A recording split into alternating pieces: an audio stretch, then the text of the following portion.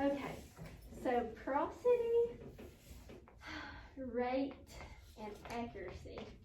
So, what kind of issues, do we have any issues with that, like in y'all's classrooms, or like, you know, do we have some that are good readers, but they can't really comprehend what they're talking about, or? I know in my classroom I have students who get so caught up on wanting to improve their words per minute and they don't retain what they read. Right. And with me being virtual, it's really hard to test their words per minute because the technology just has a natural lag. Mhm. So if I time them for a minute, are they really getting that full minute with the lag and internet and me hearing them? Because it does lag a lot. Yeah. So what do you do the deals with them, or I how do. are you doing that? I do it out of the Scott Forsman, the practice passages that are on day 5. Oh, okay. Jennifer Billings dibbled her kids one time and it just didn't work out Really? for my class. I can't speak for everybody. But doing it virtually, dibbles, it just did not work out. So does a lot of your kids have internet issues, or really? It's just, it's the, Comes and goes. Mhm. That's the main thing is their internet, or they'll have siblings online at the same time and they freeze up. And it's not fair to test them when they're dealing with stuff that's out of their control. Yeah. Now, have you been able to do any like testing and stuff with COVID, or? I teach in person, so I do, I dibbles my kids once a month, Oh, okay. my whole class. And I've noticed that, I have some kids that, like maybe they might read 60 words a minute, Mm-hmm. which is not on level for 2nd grade, but it's almost there. Right. And they don't remember anything they've read. Yeah. Or just tiny pieces of it. And then I have some kids that read 20 or 30 words a minute, and they remember everything they read. Wow. So, Yeah. It kind of shows it's good to take your time with it too. and then, I've got kids that remember everything they Yeah. read, and they read really well, It's just too. hard because they do expect you to, be reading on time and all that, but then if you don't know what you're reading, then what's the point, And I think the big thing is our kids know we're testing them to see how fast they can read. And that makes Yeah. it And that's what they're worried Let's do about, it, Yeah. Because I don't know how, like when Miss Billings and Miss Goodman done it last year, I don't know, how I know there's a script that you have to read, but the kids know. They're like, why are we doing this? And we want to see how well you can read, and they get so focused Yeah. on just wanting to read. It's Well, good for you that they're not focusing on what the story is about. that's how it was last year, like when they would do the testing. Like one little boy would be like, oh, I read this fast, and he was like, I'm the best reader in the class. And that's like, no. Well, so I think my problem is too, with the special ed curriculum that we use, it does testing every other day. Oh, wow. It's like it's called a checkout, and it's part of the curriculum you do it every other day.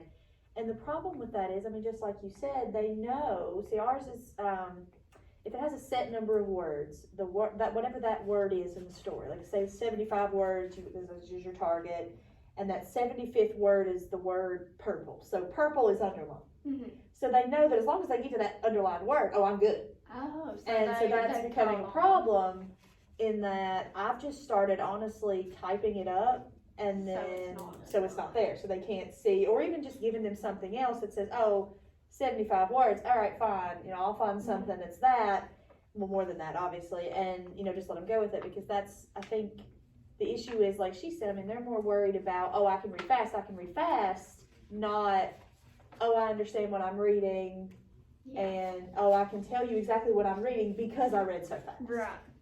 So. Yeah, it's just tricky because they expect them to be reading like fluently, but then it's like, well, they don't And another know big what issue, they're reading. yeah, I have virtually as parents will be there, no matter how many absolutely. times you Oh, tell yeah. them, please let your kid do this on their own. They're there whispering the word. So I'm just, I do take data, but it's not 100% reliable. Yeah. Well, and Not true, too. some kids, It's yes, not. but not for everybody. And true though, like you said, you've got parents doing that, but at the same time nowadays, kids are starting to think like that too. They're like constantly over their own shoulder in that if they miss a word or if they think the word is said wrong, they're gonna spend 10, 12 seconds saying, well, wait a minute, you Yeah. know, and then you're messing up that time because you're having to say in your mind, well, okay, they took 10 minutes on this word, so let me take 10 seconds off of that, and Mm-hmm. so, I mean, I've never really liked words per minute because it's so hard to physically do that. Yeah. Mhm. But then that's the big thing that they're testing on. Exactly. It's like, And I mean, and that's the which thing there's with some doodles. comprehension. They tell you too. what, after 3 seconds to tell them the word. Exactly. And it might be different with special ed. Yeah.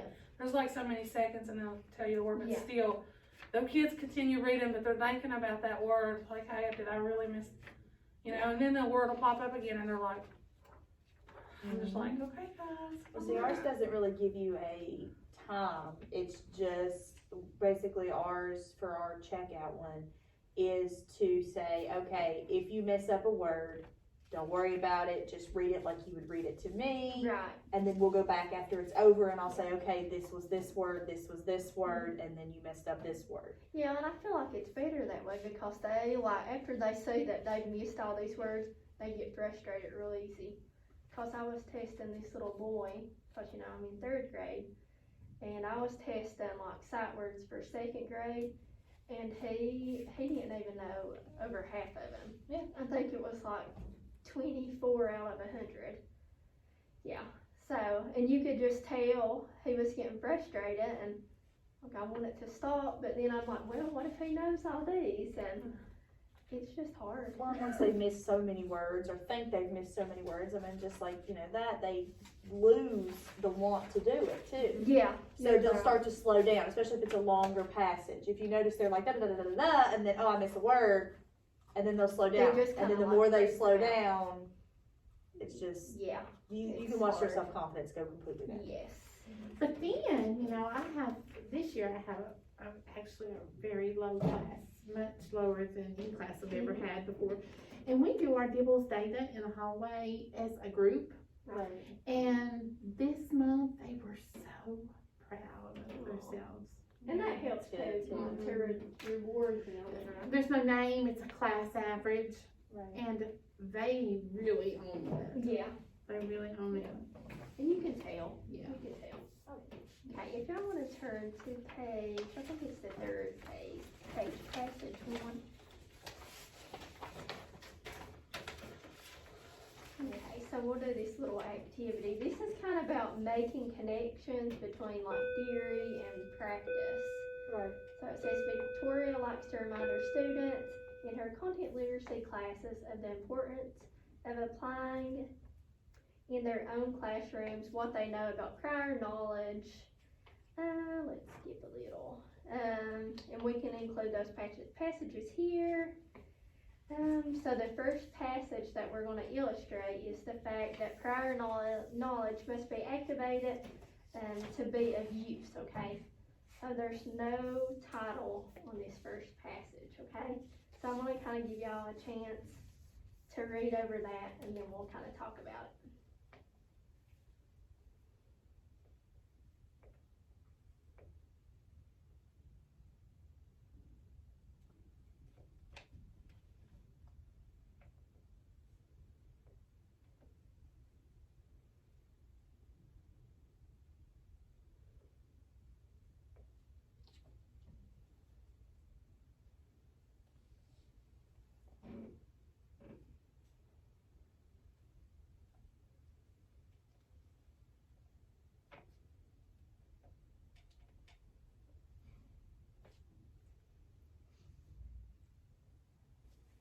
Okay, so, well, even if you didn't get finished with it, from reading that, what do you think that the passage is about? 'Cause I feel like it could go, you know, a lot of ways. I'm gonna be honest, when I first read it, the first thing that popped in my head was genetics. Okay. Because of the arranging materials, different groupings, redoing the cycles, putting them in appropriate places, I thought about genetics. Okay. I think y'all are gonna be shocked. I'm just sitting here like, what do I think it's about? I have like, at first I was like, is it talking about putting children into groups? And then I was lack of facilities, and I'm like, are we talking about a building that might not have enough room for learning? And then I kept on reading, and I said, no. That does not make any sense. Yeah, because it says the procedure is actually quite simple.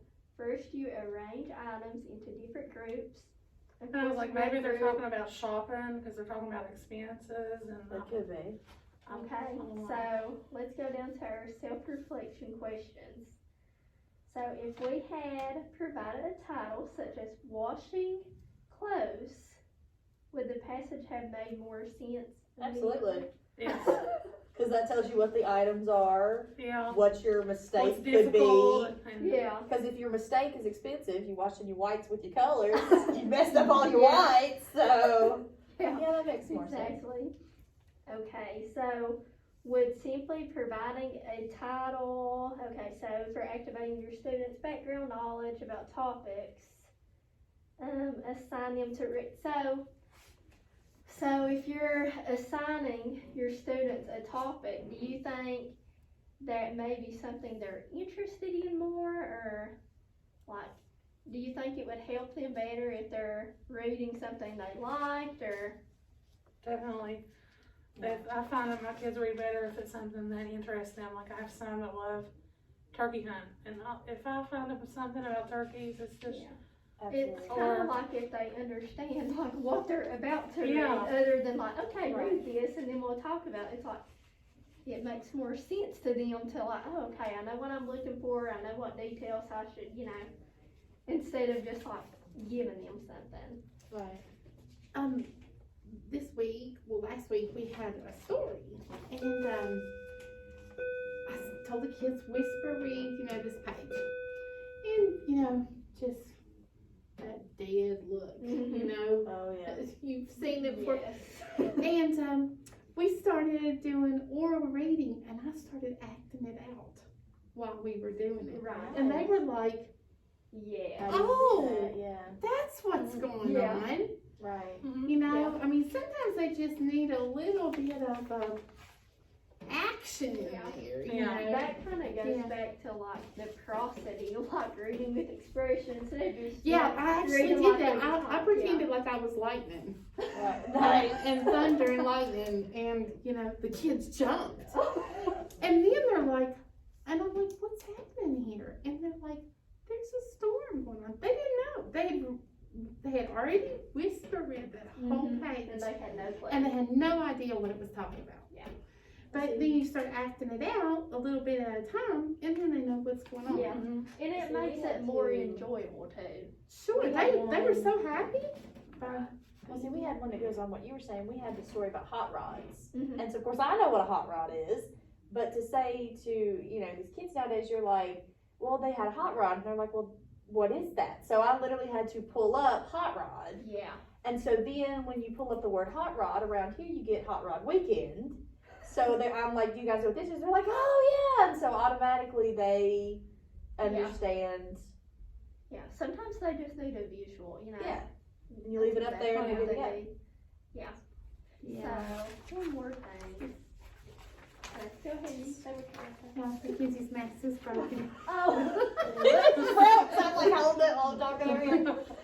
I got more there if you want one. I'll forget what I've So, already one done. last question. What about helping struggling readers? Like, is there something that y'all do? Like, I know I do. Like, I try to do one-on-ones if I know when I'm struggling. I try to do one-on-ones a lot with them, but is there anything that y'all kind of do that? I spend a lot of time one-on-one and just practice sets, the sounds, the sound spellings, like Yes. UE, UI, OO, stuff like that.